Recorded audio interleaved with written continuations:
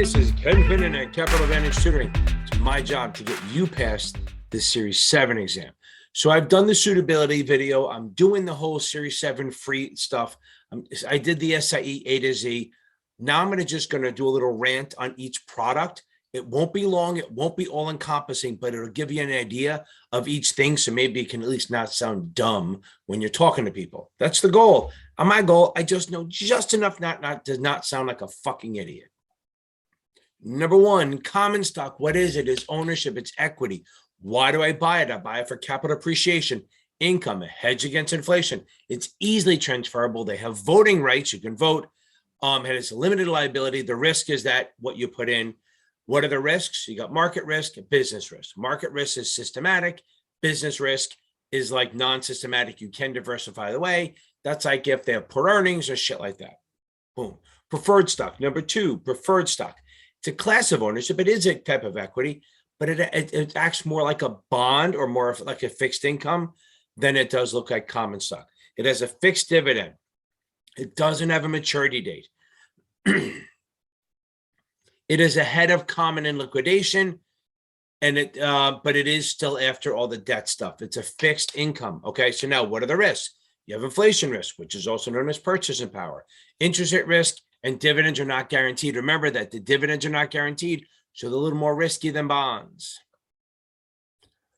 REITs, real estate investment trusts. Basically, it's like a little package product that holds real estate in it, and the value of it goes up and down based on the real estate properties, okay?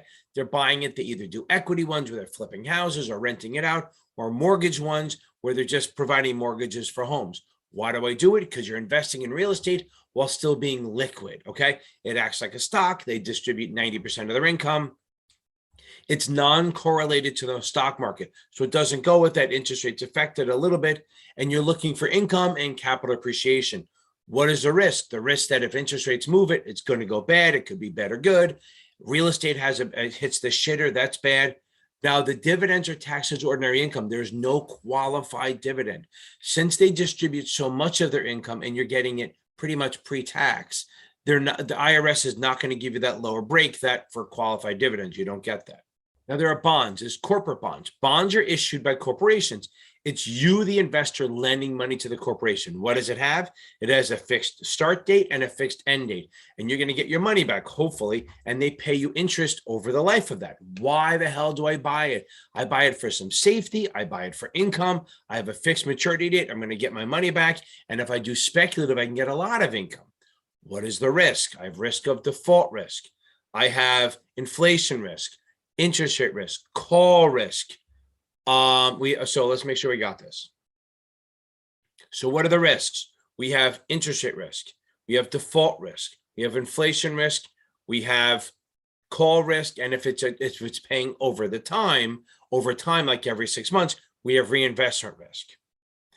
Okay, let's say we have a lot of money, rich people, we're going to buy munis. It's the same kind of thing where you're lending money to a municipality, a city, or a state. The advantage is that you're buying it probably for income that is tax-free on the federal level, at least, and maybe the state and local. Remember, I'm not covering everything. I'm doing a really quick rundown of this stuff. So you're looking for income. You're looking for tax-free income. So rich people buy munis, poor people buy corporates, okay? It's usually federally tax-free, and it's pretty safe, but they're not as safe as treasuries. What is a risk? Same as corporates with one extra one. We have default or credit risk. We have interest rate risk. We have inflation risk. We have reinvestment risk. We have call risk, but add in legislative risk. What's legislative risk? Legislative risk is that if they change the tax code, all of a sudden munis don't look that good anymore. Okay, government debt. Okay, so the main three ones: bills, notes, bonds, tips, and strips. Those are the ones, okay? T-bill, remember, the big thing about governments, what do we know? Safety, safety, safety, safety. There's no default risk as far as we care. So T-bills are short-term, 1 year or less. They're issued at a discount. They don't pay a coupon. T-notes and T-bonds, T-notes are 2 to 10 years. They pay over, 2 to 10 years. They pay a coupon every 6 months. You're getting income. T-bonds up to 30 years. Again, coupon every 6 months. You're getting income with safety. TIPS, Treasury Inflation Protection Securities. Those you get a coupon every 6 months, but the par value or the amount of money you're getting every 6 months will adjust based on inflation, which is CPI. Then we have strips, long-term zero coupons. Those are basically, you buy it at a deep discount, and say you buy it at 600, and then in 10, 15 years, it grows to 1,000. Okay, why am I buying these things? Okay, well, strips, not so much, but you're buying it for income. You're buying it for safety, liquidity. You have a fixed maturity date. The term bonds are getting regular income, and the tips fight against inflation. Strips, they have no reinvestment risk. You buy them for target-based investing. What are we worried about? Lots of inflation risk because it's so safe. The coupon's very low. We have interest rate risk. We have and lower rates exchange for safety. We're giving up the return in exchange for safety. Agencies, Ginnie Mae, Fannie Mae, Freddie Mac, all that stuff. You're buying it for monthly income. Okay, they're either the Ginnie Mae's are actually backed by the government. They're an agency. The GSEs, Fannie Mae, Freddie Mac, even Sallie Mae, those are not actually directly backed by the government, but they're implicitly backed, as you found in 2009. They did pay it. I hope I'm not going too fast. If I am, slow my shit down. Why do you buy these things? For monthly income, maybe a little higher coupon than the treasuries will give you because they're not as safe, but you're looking for monthly income. What do you have? You have inflation risk, you have interest rate risk, and you have prepayment risk. Prepayment risk is that the people who laid out the mortgages will pay off their mortgage earlier and you get your money back sooner. The other one is extension risk, that if rates go up and people don't refinance, you're stuck in this lower paying one. Okay, I sort of talked about it before. A zero coupon, it's a long-term zero coupon. Long-term, I guess it could be short-term too if it's a T-bill, but you're buying it at a discount, okay? So a zero coupon, you buy it at like 800, and at the maturity, you get 1,000. You make that $200. So it's not, there's no income there, but it's called target-based investing. You know what you're going to get at the end, hopefully. That's why you buy it. Maybe retirement, college, stuff like that. What do we have? Unless it's a treasury, you have credit risk. Much more volatile. Remember, the long-term low coupon, right? Longer term bonds move the most, and then low coupon. You can't get much lower than zero, okay? They're very volatile, okay? Now, the other thing is you have, with all zero coupons, you have to accrete it every year, which means you might be paying taxes on that accreted income, known as phantom income, and you're not getting paid till the end. Money markets, short-term securities, 1 year or less. Basically, I'd say 95% of them are issued at a discount, just like a zero coupon, but very short term. You know, you got T-bills, CDs, commercial paper, bankers acceptance, repos, stuff like that. Very low rates, but you're kind of parking your money. You're not looking for a return. You're getting safety, liquidity, very little interest rate risk, very little inflation risk because it's so short term. What are the risks? Low return. They basically have the money that you're getting back may move a little bit. Most of it's going to be low return. DPPs, they're limited partnerships, which pass through the income. They have a flow through, a conduit, not a conduit, a flow through of income and losses. Now it sounds crazy to say losses, but that what they really mean are like write-offs, deductions, stuff like that. So you're buying it to make money, but you're also getting deductions, which would lower your income tax. Why do you buy these? For professional management, for tax savings, and you have a limited liability. So the limited partners in this can only lose what they put in, but they want to make money. All the income passes through. Remember that. So if you and I are partners in a partnership and it makes 10 grand, you get 5 grand, I get 5 grand. Then we get like write-offs that we can use to lower what we pay taxes on. That's why we buy that. So before you invest and put somebody in there, you probably should make sure that they can handle the risk and they can benefit from the tax breaks and the tax write-offs. Okay. What's the problem? They're not freaking liquid. They have a lot of liquidity risk. The passive losses that you get can only be used against passive gains. So now, like in capital, when you're trading capital losses, you can use some of it against your ordinary income. Not here. If you lose money on a limited partnership, you can only use it on other passive gains, which is limited partnership and direct investment in real estate. If you make money that way, you can use it. Other than that, it sits there and waits until you have some sort of gain. Okay. You have legislative risk. They may change the laws. And the big one's liquidity. That's the big one. Variable annuities.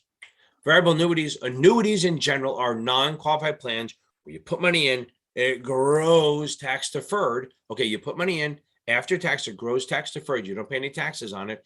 And at the end, you can either annuitize it where you get paid for life, or you can take out a lump sum.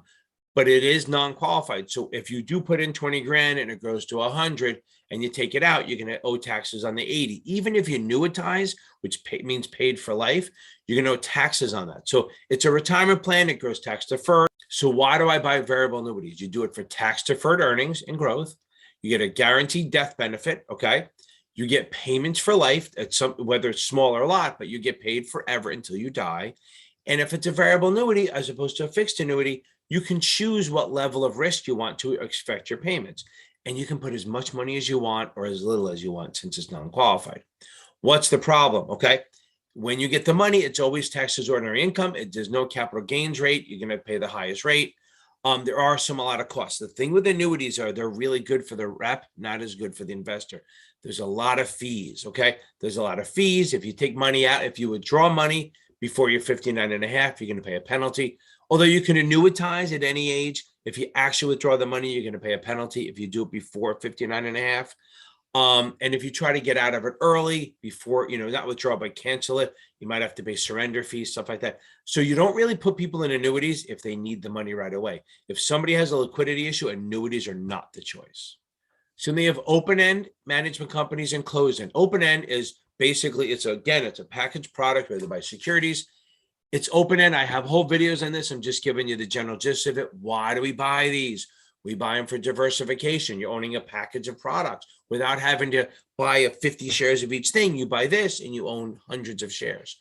You're buying it for professional management. Okay. You're buying it. You're paying some rich person who lives in Greenwich to manage your portfolio. You're probably paying them too much. You're hoping they have talent. Okay. It's convenient. It's easy to get in and out. They're liquid. Okay. And you don't really have to put a lot of money in. I mean, you can put $100 in and you're fine. Where's the risk? Market risk. For equity funds is market risk. If it's a bond fund, it's interest rate risk. There's a lot of fees and expenses, ongoing, stuff like that. Open end, we're still in the open end. The open end one, because they issue new shares every day. People buying and selling shares, it changes.